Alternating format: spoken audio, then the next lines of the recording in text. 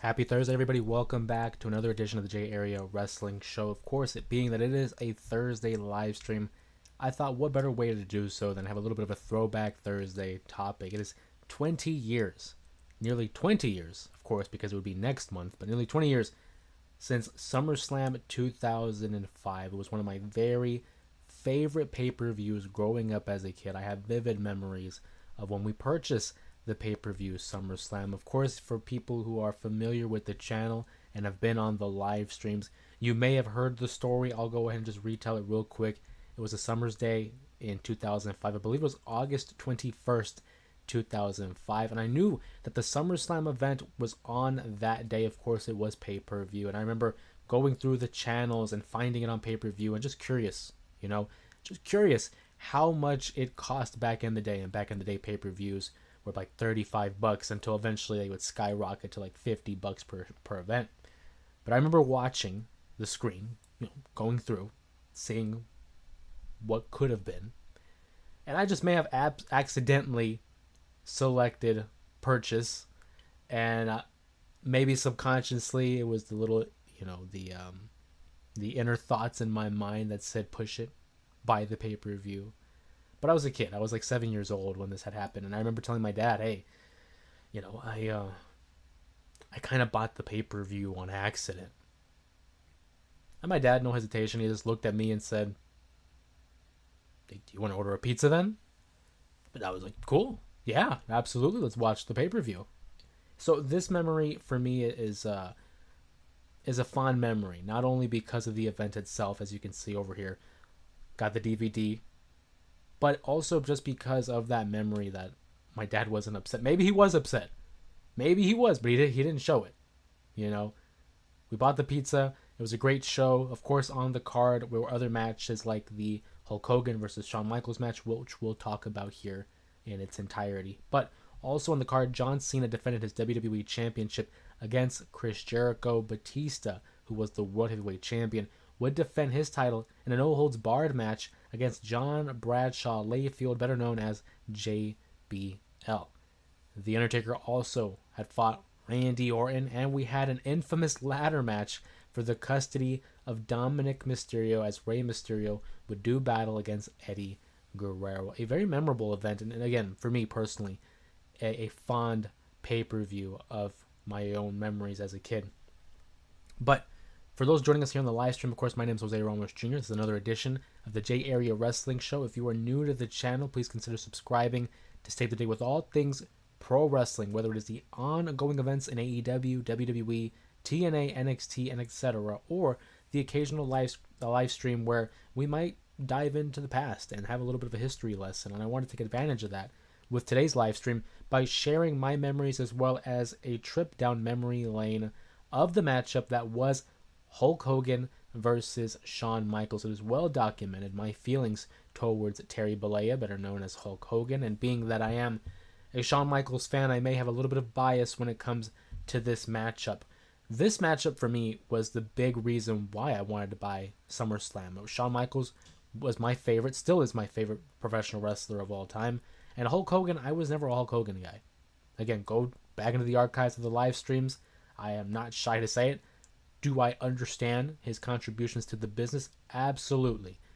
But does that make me a fan of his? No, not at all. Not at all. I'm as much of a fan of Hulk Hogan than I am of going outside in the blistering heat of 120 degrees in Arizona. I enjoy doing that as much as I'm a fan of Hulk Hogan, which says a lot, I think. The year was 2005.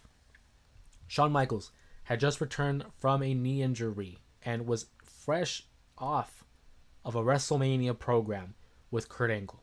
WrestleMania 21, where WrestleMania went Hollywood, Shawn Michaels and Kurt Angle delivered one of the greatest matches of all time. It's a dear favorite of mine.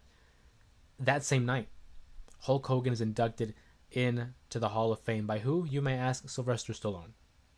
It was Hollywood.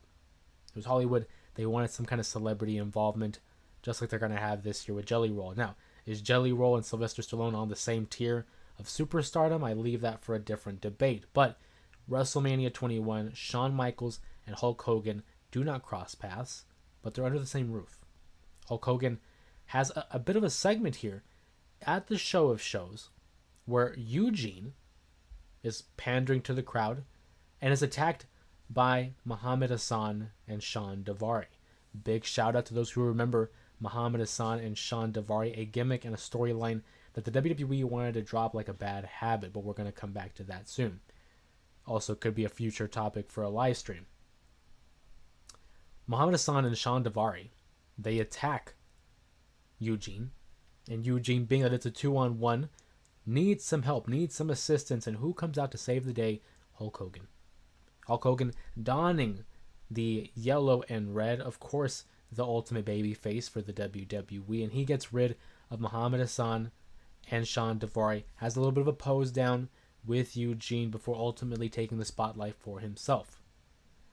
Later that night, Shawn Michaels and Kurt Angle would do battle, like I said, an all-time classic. It's one of the best WrestleMania matches of all time. Do yourself a favor, and if you haven't seen Kurt Angle versus Shawn Michaels at WrestleMania 21, go out of your way, finish the live stream, and then go out of your way and check out that matchup and come back in the comments and let me know what you thought of it, because it's one of my all-time favorites. Growing up as a kid, I had the WrestleMania 21 DVD, and that match I had on repeat. But Shawn Michaels would suffer a loss to Kurt Angle, having tapped out to the dreaded ankle lock. And again, a valiant effort by Shawn Michaels. No one would fault him for tapping out to the Olympic hero. It's one of the greats, right? One of the greats of all time. Shawn Michaels taps out. And we come the night after WrestleMania 21, April 4th, 2005, Monday Night Raw. Shawn Michaels comes out in front of the audience and basically professes his pride. He talks about how he may have lost at WrestleMania, but again is appreciative, is grateful for the fans that sided with him. And he is interrupted by one Muhammad Hassan, who basically calls him a loser, saying, how can you people cheer this loser? You lost at WrestleMania. You tapped out. They attack Shawn Michaels, and Shawn Michaels wants to challenge these two, Muhammad Hassan and Sean Davari, to a matchup at Backlash. He wants a 2-on-1 handicap match. He demands Eric Bischoff issue this match for the card. Bischoff says, I can't do that. I can't in right conscience have a 2-on-1 handicap match. You have to find a partner. Otherwise, I will not sanction this matchup. And who, lo and behold, is the man that answers the call, the man with 24-inch pythons, the controversial Hulk Hogan.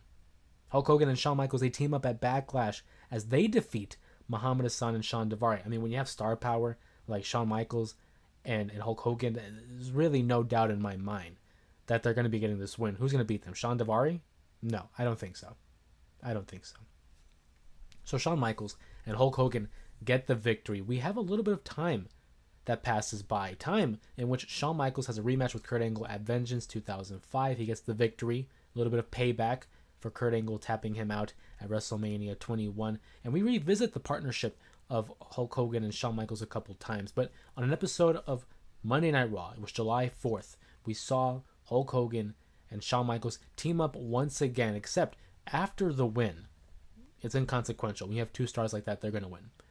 After the win, Shawn Michaels delivers the Sweet Chin music to Hulk Hogan, laying him out, betraying Hulk Hogan, and essentially betraying the audience, because this is a heel move by Shawn. We haven't seen a heel Shawn Michaels in quite some time, since he made his return in 2002 after that grueling back injury that sidelined him for 4 years. Shawn Michaels had been a babyface. He had been a good guy for the last 3 years of his career. So it was something different to see Shawn Michaels embrace the dark side and go back to that arrogant, that cocky, that just swarmy heel that he was back in the late 90s. He talked about how Hulk Hogan was the star of the 80s and Shawn Michaels is the star of the 90s and going forward. It was the ultimate dream match between two of the biggest stars in the WWE. Hulk Hogan, of course, being the babyface, Shawn Michaels being the heel. But for me, growing up as a kid, there was no doubt about it. I was a Shawn Michaels guy. So around this time, I'm a big fan of Friday Night SmackDown. It's what we had access to on UPN back in the day. We didn't have Spike TV.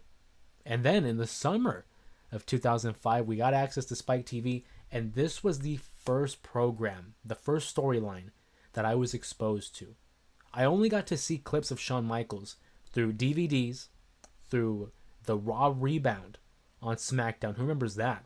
The Raw Rebound was a short segment where they would give you a little bit of a highlight reel of what transpired on Monday Night Raw. So for the first time ever, I was seeing full episodes of Monday Night Raw. And for me, I couldn't understand why Shawn was the heel.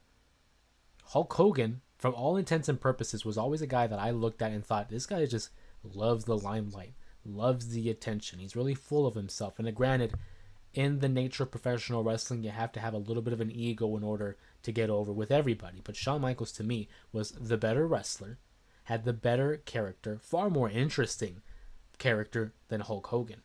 So when I saw him super kick, or rather switch in music, Hulk Hogan, I was like, that's pretty cool. I'm going to side with this guy. And of course, we'll get into the details of the behind the scenes when it comes to the story of Shawn Michaels versus Hulk Hogan. But in terms of on television, Shawn Michaels would deliver promos that were very reminiscent of the DX days back in 97. It was settled. SummerSlam, 2005. Washington, D.C. August 21st. Icon versus Icon. The star of the 80s versus the star of the 90s. Shawn Michaels and Hulk Hogan were destined to have one of the biggest matches, not only of that year, but quite possibly of the millennium. And what transpired? Well, if you had watched SummerSlam 2005 like myself, you would know that it has grown to become an infamous matchup in pro wrestling history. See, before we get to the show itself, let's take a deep dive at the behind the scenes. Hulk Hogan was a Hall of Famer in 2005. Didn't really need to wrestle anymore. But of course, being that it is a money-driven business, there was a little bit of a draw to have Hulk Hogan present at SummerSlam that year. So began rumblings of, okay, what are we going to do with Hulk Hogan? You're not going to use someone of the star caliber of Hulk Hogan for no matchup, for no reason. Shawn Michaels, one of the all-time great performers who can have a great matchup with a broomstick, could have a great matchup with Hulk Hogan if he decided to.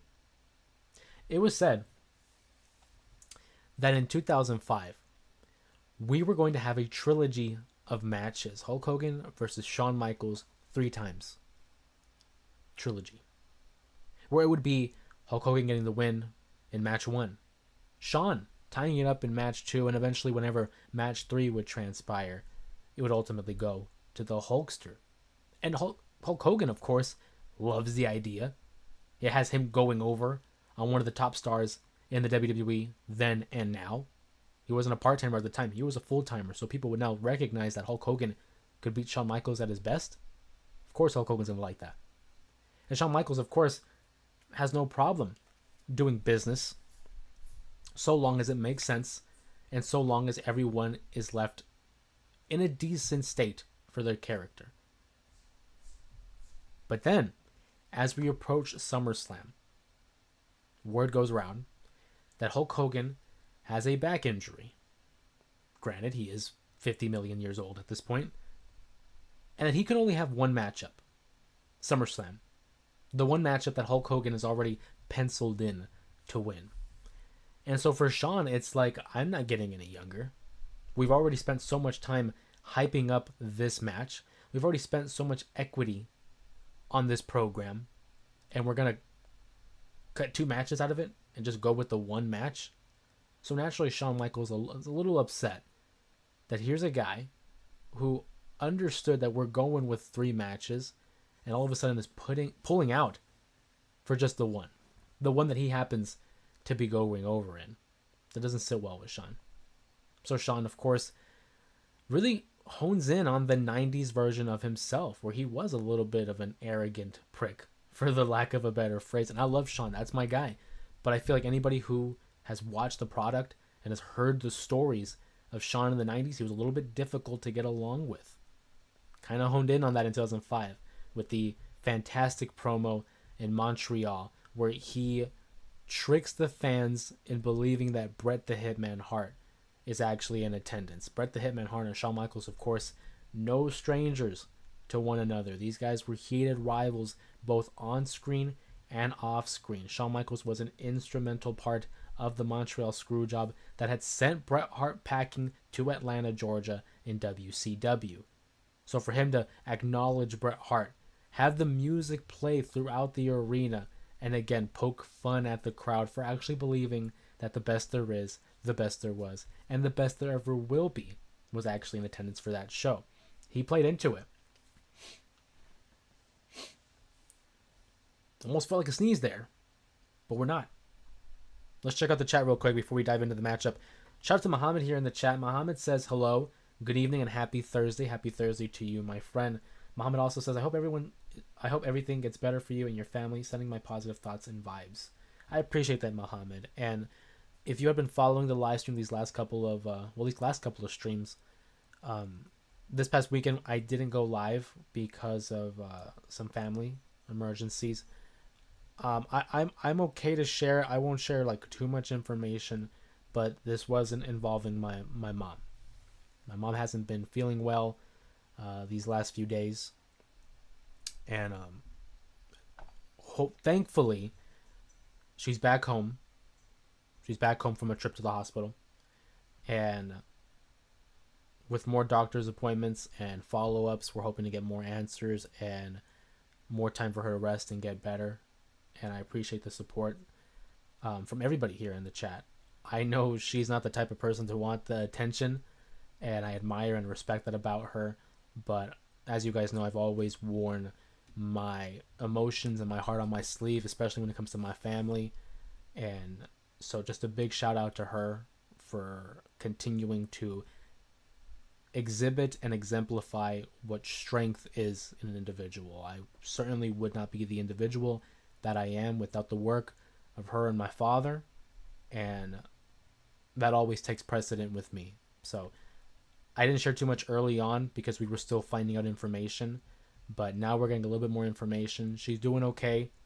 So I want to thank everybody for their positive thoughts, and shout out to her as well. Hopefully she's watching the stream, and if she is, I love you, Mom. Shawn Michaels was heelish when super kicked to Teddy Long. He was a little bit heelish when he super kicked him. Gianna Forever, hola, how's it going? The greatest rivalry of all time. I'm assuming that was when I talked about Bret and Shawn. Truly a trailblazing rivalry that kind of blurred the lines of fact and fiction. It certainly would have been an awesome opportunity to have watched that feud live, but of course I was like -1 when they were fighting in 97. Gianna Forever says Austin Rock is second best. Austin Rock is fantastic. I mean, in terms of promos, in-ring characters, they're great. Love it. Great taste. God bless her. I appreciate that. Thank you so much. Sanford 5 in the chat. Can't not forget Sheiky Baby against the Hollywood Blonde Jabroni. Good Lord. Hulk Hogan.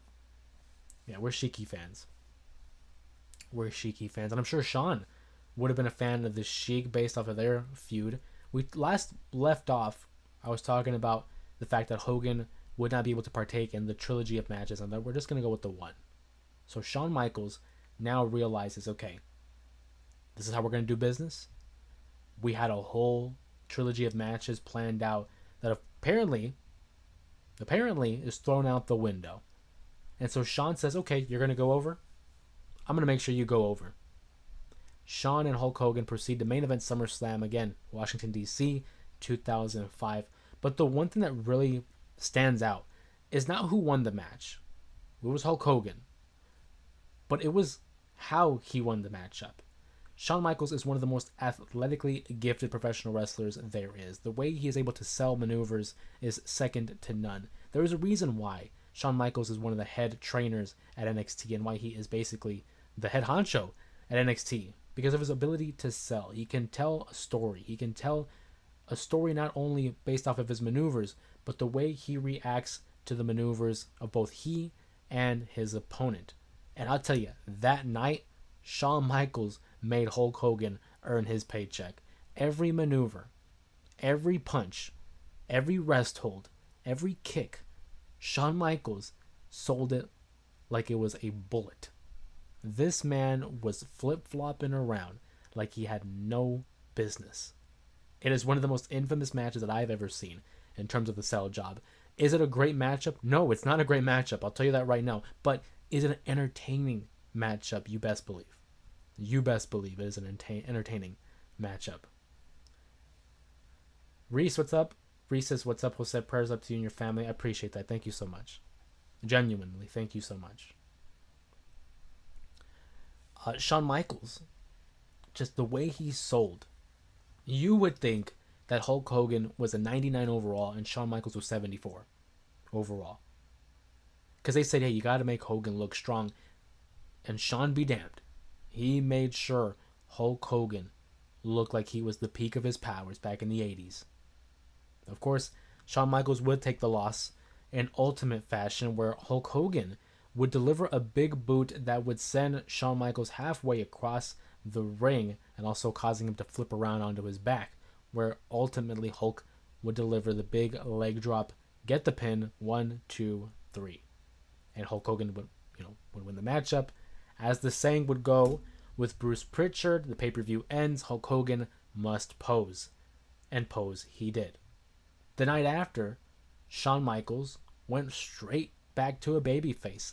And the way that he had done so was as an explanation of like, hey, I just had to know. I just had to know if I was up to par with Hulk Hogan, which I thought was a cop-out. Anybody with eyes, me, I have 4, could tell Shawn is not only up to par, he is a better wrestler than Hulk Hogan. So for me, it's like, okay, storyline purposes, I get it. But then part of me was like, let's be real. Let's be real. The matchup, again, by no means is match of the year. But one of the segments that led up to the matchup, of course, was the Larry King Live, the spoof parody, where they had Shawn Michaels come out dressed up as Hulk Hogan and mocking his age, mocking his back.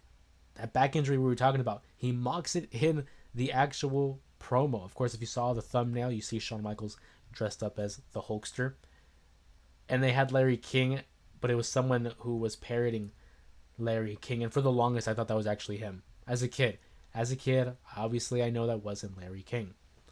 And it's an all-time great segment where Shawn really dives into the comedic chops of his character. Shawn, to me, is one of the most funny, whether it's unintentional or intentional, funny wrestlers there is. His physical comedy, for me, I liken it to Jim Carrey, and I was always a big fan of Jim Carrey growing up. And Shawn Michaels really dived in to his, Stanley Ipkiss, the Mask type of performance here as the Hulkster.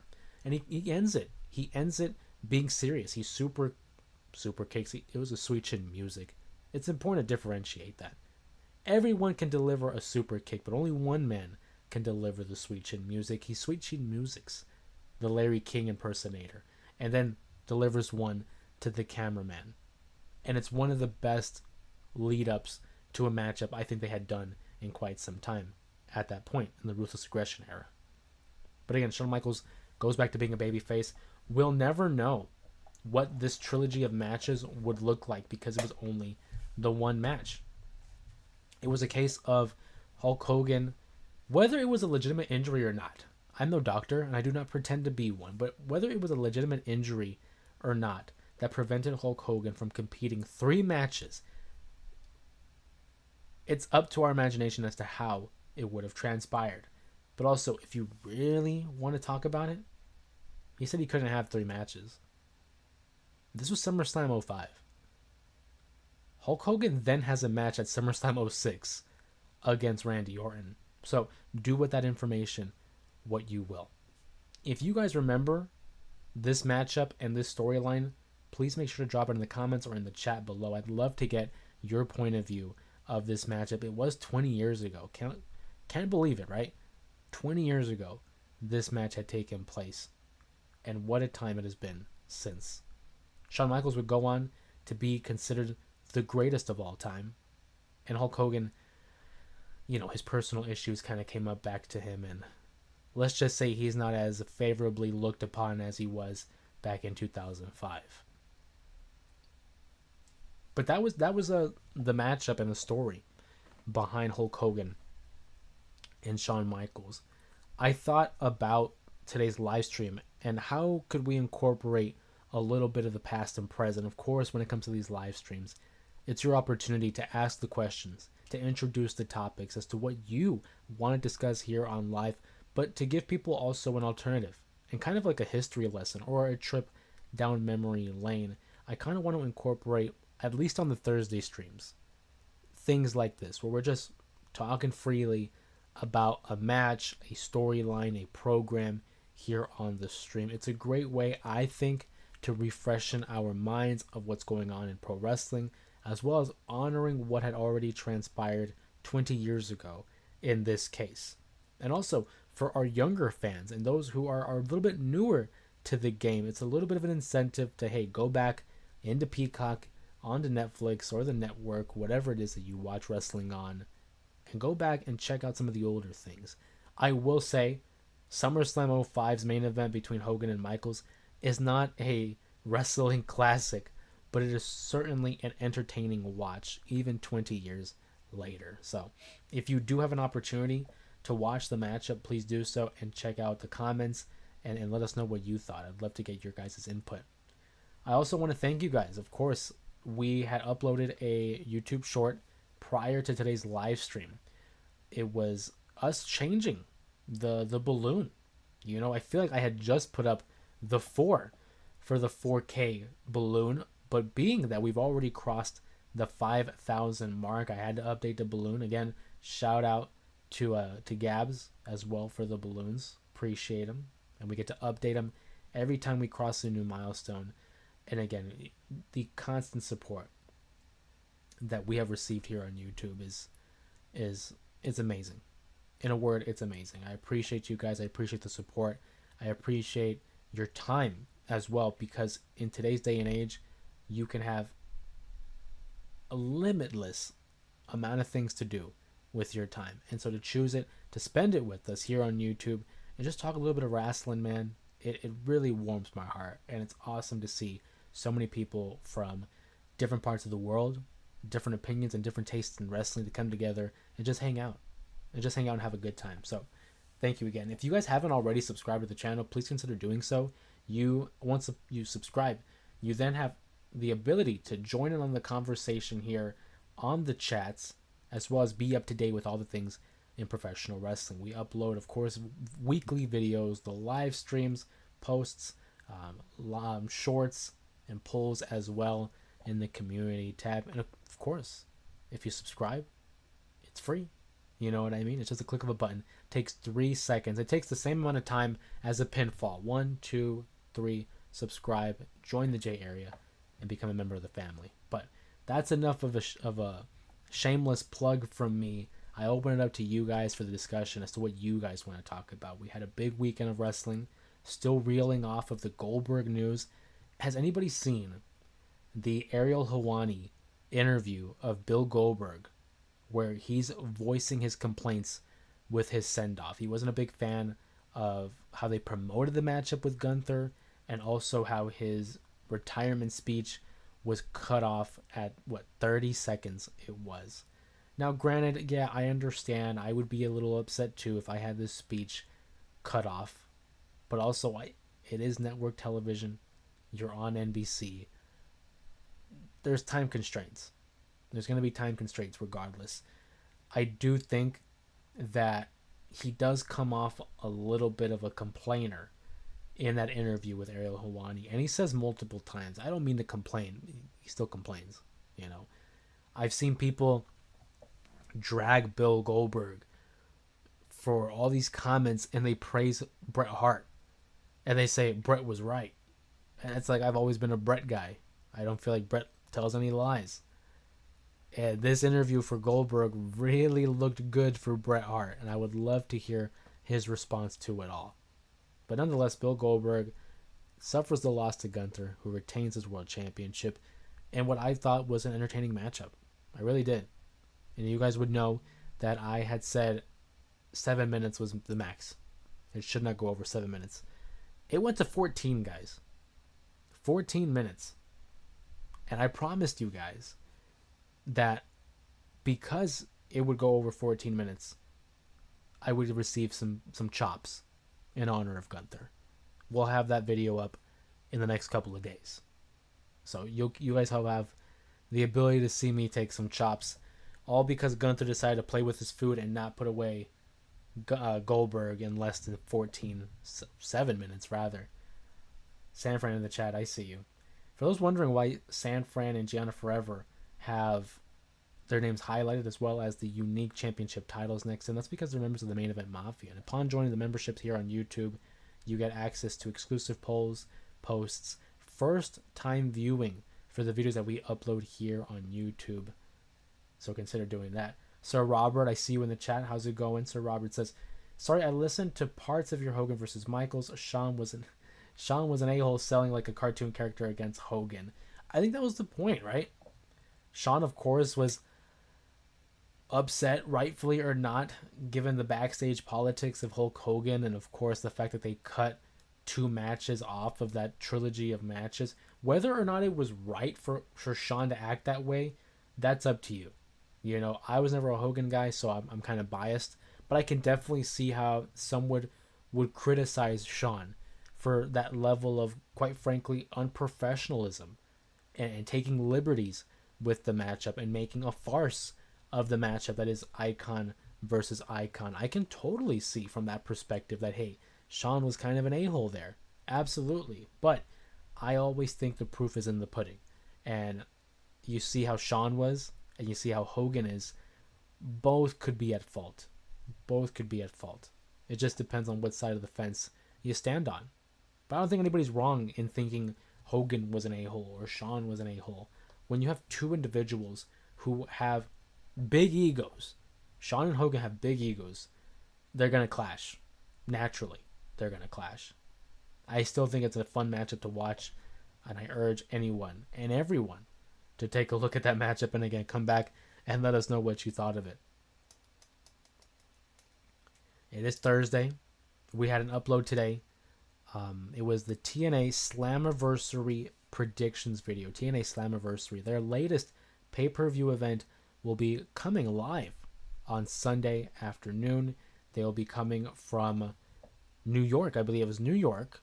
And it's one of their biggest shows. The main event, of course, going to be a triple threat match for the TNA World Championship. Mike Santana versus Joe Hendry versus Trick Williams. Should be an interesting show. And if you haven't checked out that video of the predictions that I have in store for Slammiversary, please consider doing so. And if you like it, give it a thumbs up and comment down below some of your predictions for Slammiversary as well. Big egos but bigger foreheads. I mean, hey, Hogan was already balding. Sean is on his way too at that point. And speaking as someone who has a big forehead, yeah, I can validate that. I can back that up. Absolutely.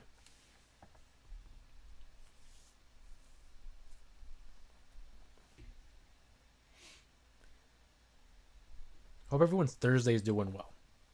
It is Thursday. Last time I checked. Thursday live. Hope everyone's doing well. Hopefully the week has been treating you okay. And let me know what you guys have planned for the weekend.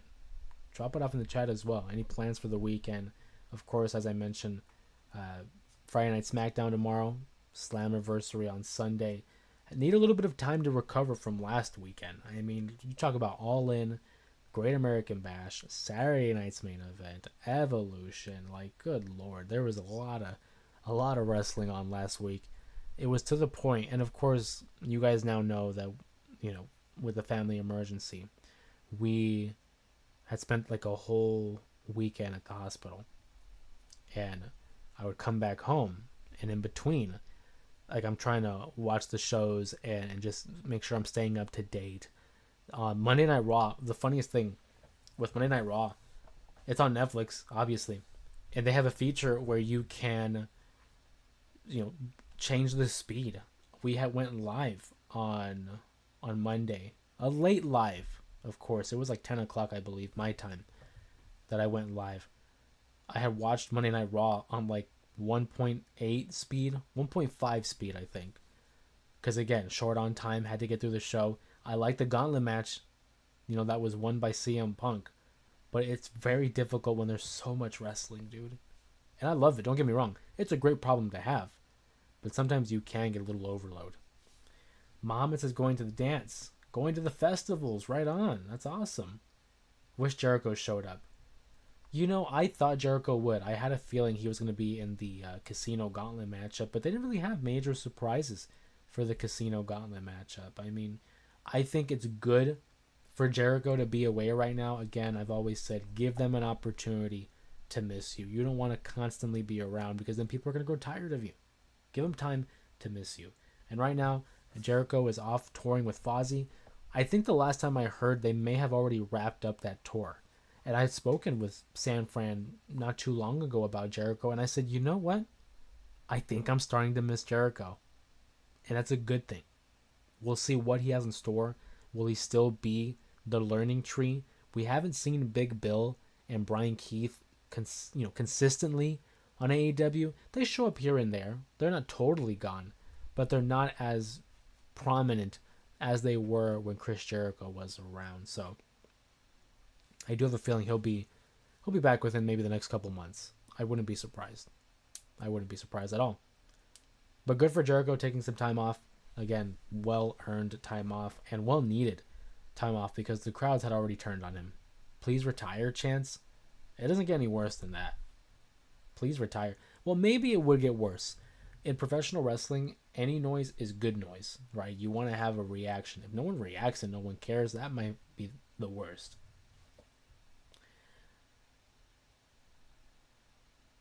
Sir Robert says, just a thought here. After the Sunday pay-per-view, we need a 2-hour weekly women's only program. I'm sure the thought has came up, right? But I don't know.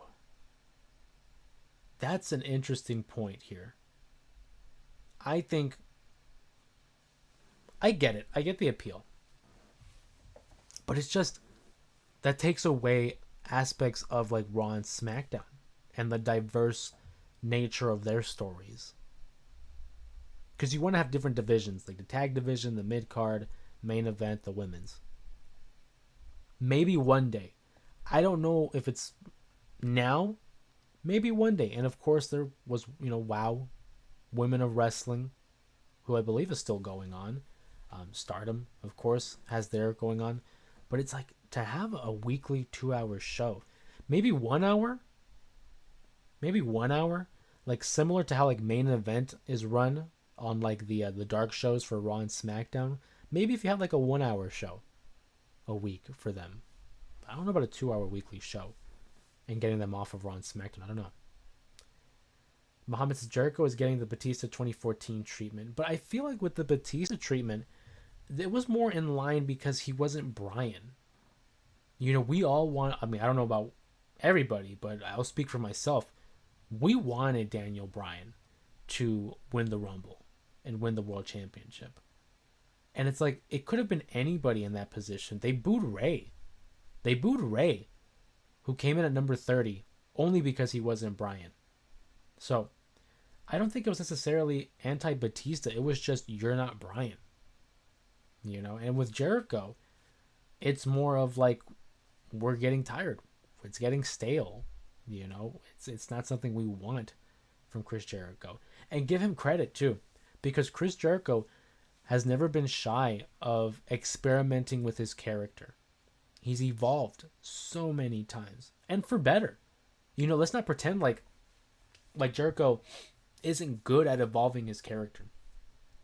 Look at his time in WCW, where he was like the conspiracy theory Chris Jericho. He would be the heel Chris Jericho. He went to WWE, and he was the Ayatollah of rock and roll, the Y2J.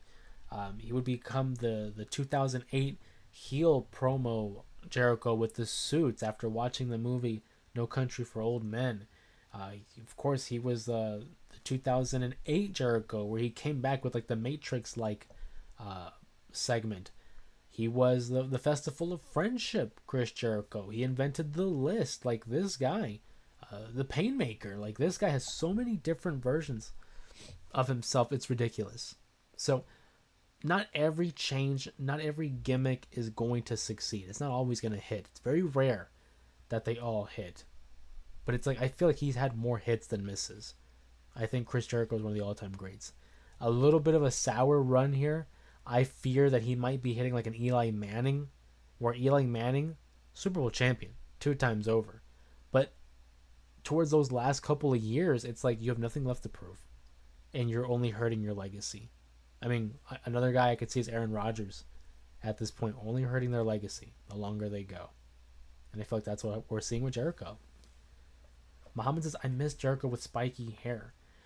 I was always a fan of Jericho with the long hair, like 2002 to 2003, or 2001, 2003. That's my favorite look for Jericho. The spiky hair was different. And again, I'll give him credit. It was different. But for me, it'll always be the long hair, the lion, the mane that he had as Y2J, for sure.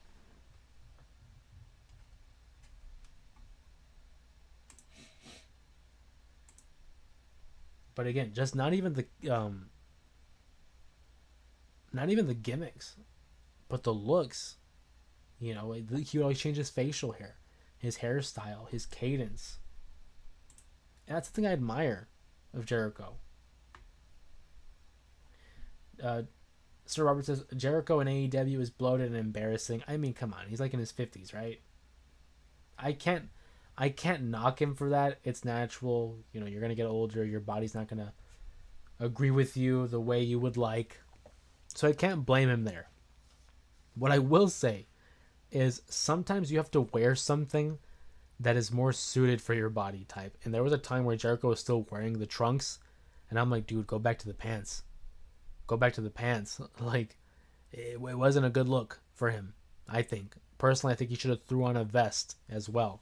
But that's okay. If he's comfortable in it, who cares?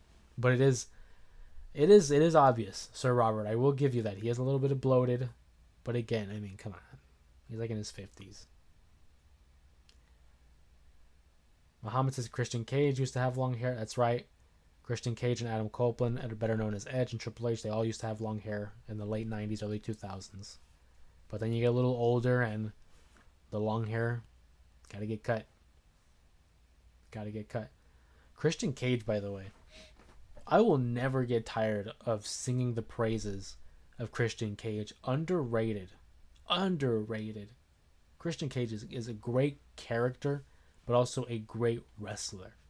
And I'm very interested to see how his redemption arc will be approached. Because after the interaction that he had with Adam Copeland at All In, it's clear that we're hinting at a reunion between the two. And I love it. The Hardys are rocking in TNA. Edge and Christian might come back in AEW. Down. Absolutely. Also, Christian Cage never had a bad theme song. This guy had banger after banger after banger after banger. He never had a bad theme song. And I feel like that's rare in wrestling to never have a bad theme song. Because everyone has like mid, great, okay. But for all of them to be like hits, no misses. Shout out to Christian Cage, the patriarch.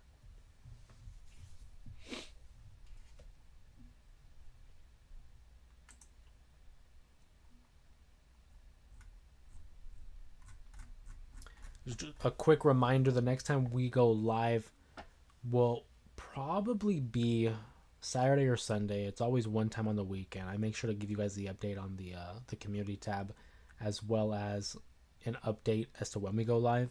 But Mondays, of course, we go live after Raw, and we have our Thursday streams. Speaking of Christian Cage, do you think he will turn or go back as a babyface? I think we might get a babyface turn here for Christian. But not full-fledged like goody two-shoes babyface. Maybe a little bit of an edge. No pun intended. But I think he teams back up with Adam Copeland for a brief partnership. I don't think it lasts too long. I don't see them becoming a tag team for like years on end. I think maybe we get maybe 1 or 2 matches as a team. Because also keep in mind, it's been revealed that Adam Copeland's contract is ending at the end of this year. He signed up for a 3-year deal. And it's going to be 3 years at the end of this year. Now, whether or not they are going to tack on injury time, that's something we're going to have to wait and see. As you saw with someone like Ray Fenix, Tony Khan added time because of injury. and Adam Copeland suffered an injury. When he messed up his leg. So I think for sure we'll see him one or two tag matches, but I don't see it being an extensive run. I think it'll probably be a brief babyface run for Christian Cage, just because he's such a better heel. He's so good as a heel. Christian Cage with that awful kid and his 6'4" mother. Tony Khan is. Why are you gonna call out her height? Maybe it's the heels. Maybe it's the heels. I actually like Nick Wayne. I think Nick Wayne has potential.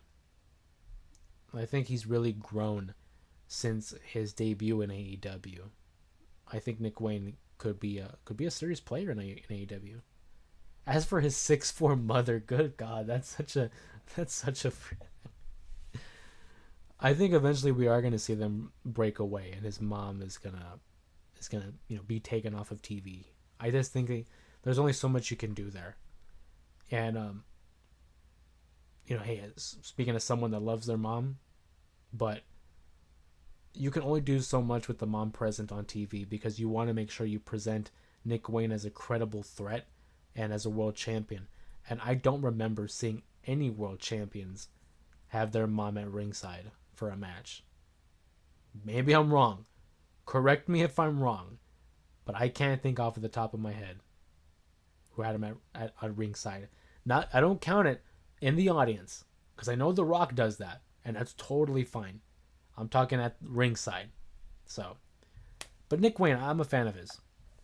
Current reigning and defending Ring of Honor television champion. And his 6'4" mother. She does not look 6'4", does she? It's the heels, man. It's the heels.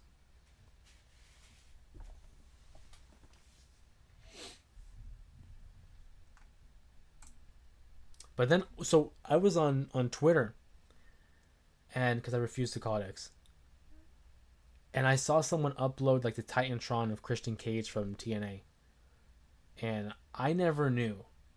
Neither did Sanfran. We talked about this, but Christian Cage's theme song in TNA, and obviously his current theme song, is basically an Evanescence song, and I never knew it was a legitimate song by Evanescence. And I was listening to it, and I'm like, yeah, this is Christian Cage's song. And I gotta say, it's a banger. It's a freaking banger. Shout out to Evanescence. Better known for their song, Bring Me to Life. I mean, that one. I feel like everybody has heard that song at least once.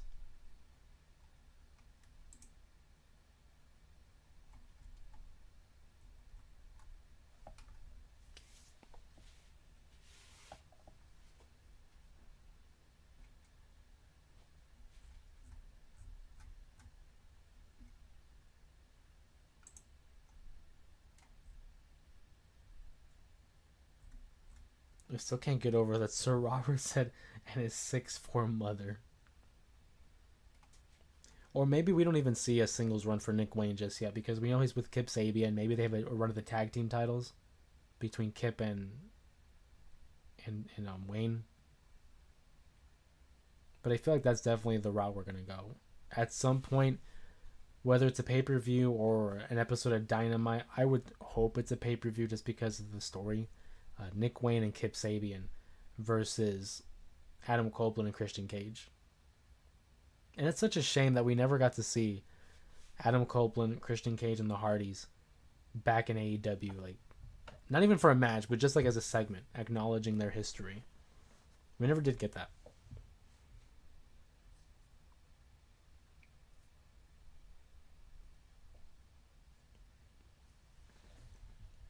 I'm going to throw in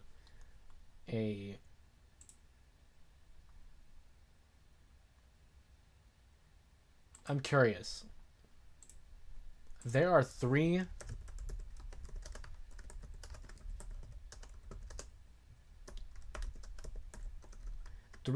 synonymous tag teams in WWE history.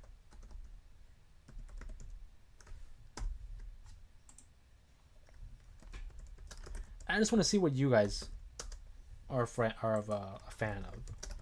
I know my answer, but it has been a while. since I've thrown up a poll midstream.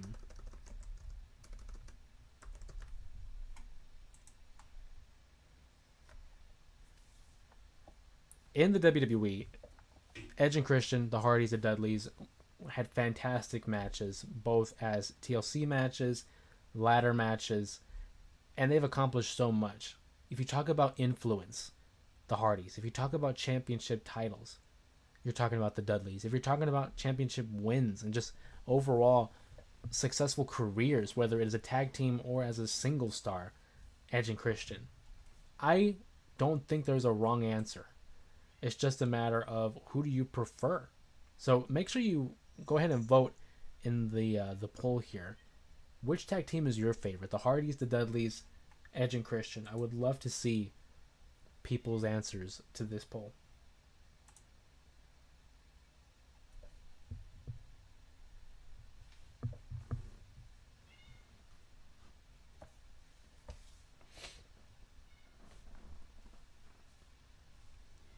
Just so many memories with these guys. I mean, they have interchangeable matches. Obviously, Edge and Christian, the master of the concerto. The Dudleys, the masters of the tables. The Hardys, the masters of the ladders. Did you watch the Dudleys in ECW? Obviously not live. You know, I was born in 98, so I did not get to catch them. But I've gone back and seen some of their matches, and I admire their promo work. I mean, everybody knows about Bubba Ray's or Bully Ray's promo in ECW. I believe it was Heatwave, where he almost caused a riot.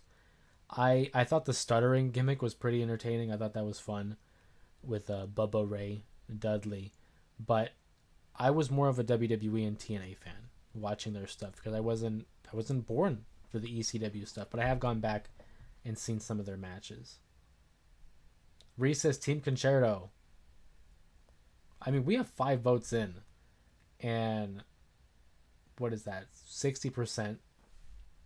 Oh, 67% now say the Hardys.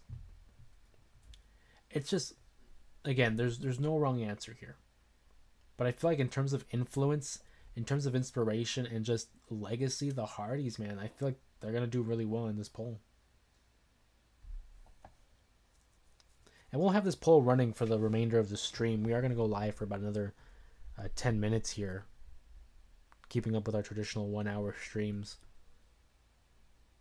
So throughout the rest of the stream, we'll have that poll up. Make sure you guys go ahead and vote. I want to see something here and see where people's taste in tag teams are lined up.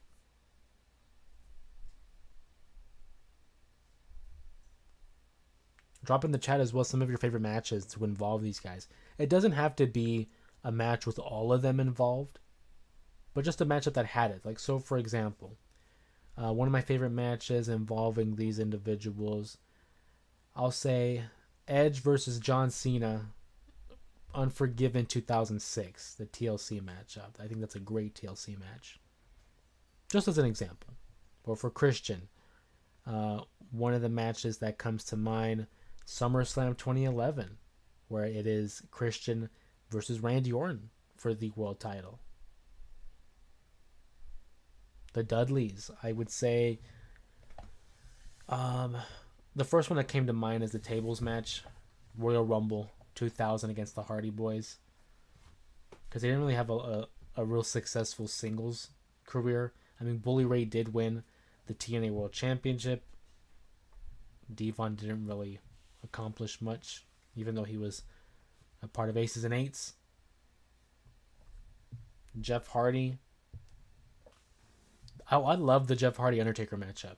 There was a ladder match on Monday Night Raw in June or July. I think it was July 2002. Jeff Hardy versus The Undertaker in a ladder match. That's a good match. It was for this championship, actually. For this very title. And then Matt Hardy. Well, ironically enough, it's a short matchup, but I love the fierceness of Matt Hardy versus Edge at SummerSlam 2005. But their steel cage match at Unforgiven 05 is a better matchup for sure. 12 votes are in, 83% are saying the Hardys. But again, there's still time. If anybody wants to add their vote to the poll, please feel free to do so.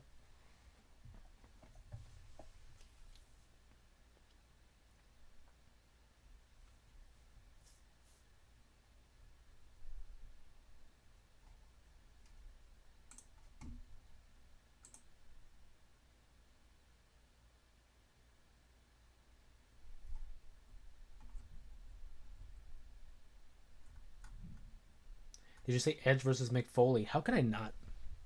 How could I miss that? I was always a bigger fan of the Edge versus Cena matches and Edge versus Matt Hardy because of the real tension, but the Edge versus Mick Foley match is a great call. WrestleMania 22, Chicago, Illinois, the Allstate Arena, and a hardcore matchup. Edge versus Foley. Quite frankly, stole the show at WrestleMania 22. Excellent pull there by Sir Robert. Excellent pull. The table and fire spot, a memorable moment, and it really gave Edge that credibility that he needed to go to that next level. And for Mick Foley to finally get like a big WrestleMania moment, even though he didn't win, but still, like, I feel like it's very difficult to find someone who has a bad thing to say about Mick Foley. I'm just genuinely one of the greatest of all time because of the dedication and the sacrifice that he made during his career. Mick Foley is I can't say anything bad about him. A legend. The hardcore legend.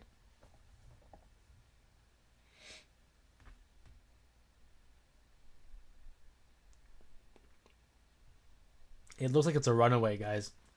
I mean, please feel free to continue to vote, but 18 votes are in and 67% are saying the Hardys. I mean, that's my answer. I love the Dudleys. I love Edge and Christian. But the Hardys, man, just the influence that they had on my brother and I, and just watching their matches, the entrance, just the vibes, quite frankly, the vibes. I think the Dudleys may be a better tag team in terms of accomplishments, but if we're just going strictly vibes, I mean, the Hardys, man.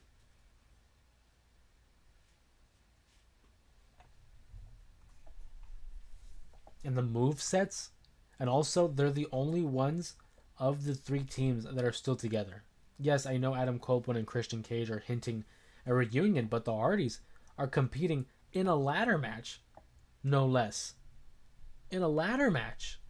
And they're like in their, what, mid 40s at this point. They're not 50, are they? No, I don't think they're in the 50s. Lita helped. Damn right, of course, Team Extreme. Lita. How could we forget?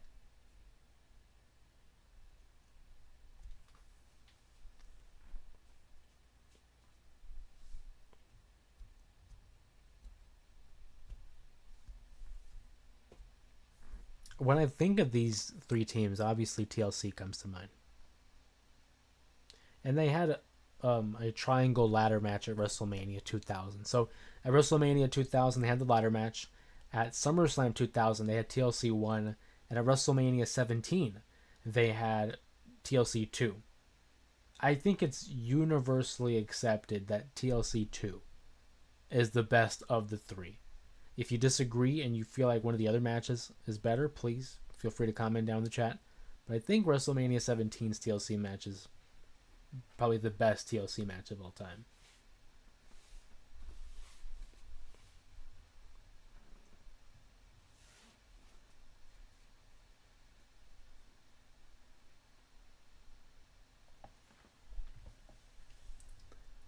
Your thoughts on Matt versus Edge with Lita cheating on Matt? Oh man, it sucks, honestly. I mean, it's workplace drama, and every now and then you're gonna have workplace drama, but never you expect it to be on such a public forum like television. Matt Hardy and Lita had been together for 6 years, I believe it was like nearly 6 years, and their relationship came to a tumultuous end. Matt Hardy had been sidelined with an injury, and the story goes that he had asked Adam Copeland, Edge, to watch over Lita while he was out. The two got close, a little bit closer than Matt Hardy would have liked, and they ended up developing feelings for one another and essentially had an affair. And here's Matt Hardy feeling betrayed by not only one of his close friends, but his girlfriend, Lita, at that point. And because of the way he handled it, he was released. And how crazy is it that this man gets his heart broken by a girl and essentially one of his close friends, and he gets fired? Like, damn, that sucks. But the crowd would not let up. They wanted Matt Hardy back, and they hired Matt Hardy back. And they capitalized on this feud. And I think that was the right decision to capitalize on it. Was it a little fresh? Sure. But if all parties involved were professional and could maintain cooler heads, then go for it. And they did. My thoughts on it? Again, this was around the time that I started watching Raw, because we finally got access to Spike TV. And I remember watching it thinking, like, is this real? Like, I was 7 years old and still struggling, not struggling, but determining what was fact and what was fiction. I knew it was a show. I always knew it was a show. But sometimes you're watching it and it's like, what's real and what isn't? You know, like the movie, like the show Cops. The show Cops is a show. But there's sometimes it's like, is this real? Is it not? It suspends your disbelief. And that's what it was for the Matt and Edge stuff. I was like, wow, this feels like I shouldn't be watching it, because it feels so personal. It feels like real life for all three of those individuals. And it's something that really sticks to my mind. Seeing Matt Hardy jump the guardrail, jump the barricade, attacking Edge, you know, getting a return, a pop. Their match at SummerSlam, their match in Unforgiven, their match in the Loser Leaves Raw on the Raw Homecoming in October of 2005. It felt so real, and that's what I love in pro wrestling is, yes, we're all in on it. We all know it's a show, but it's those moments where it's like you question it still. You still question it, and you're like, is that a part of the show or is it real? And I always look back at the Matt and Edge stuff as, one, like, it sucks because of what happened in real life, but also just the TV. It was good TV, man.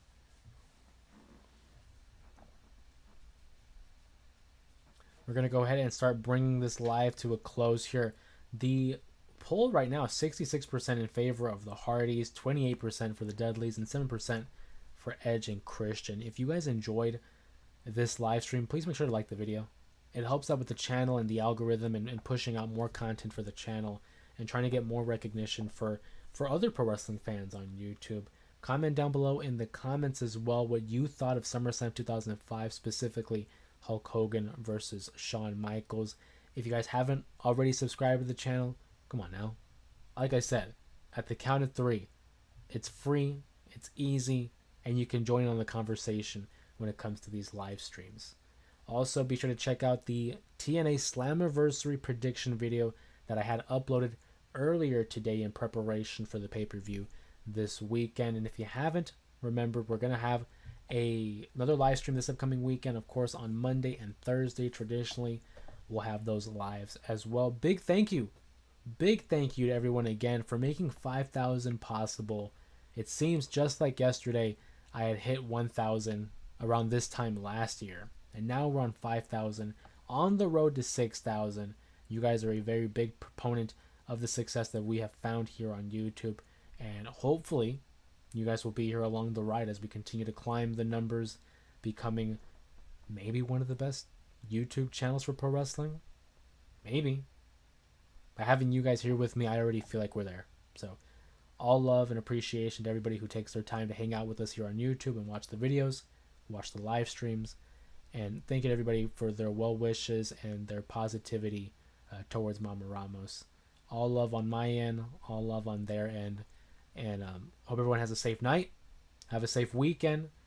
Hope you guys enjoy Friday Night SmackDown as well as the weekend that has in store for you. Shout out to Muhammad who's going to the festivals. I remember that, buddy. So everyone have a safe evening. Have a great night. Stay cool. Stay safe. And I'll be seeing you guys next time on the J Area Wrestling Show.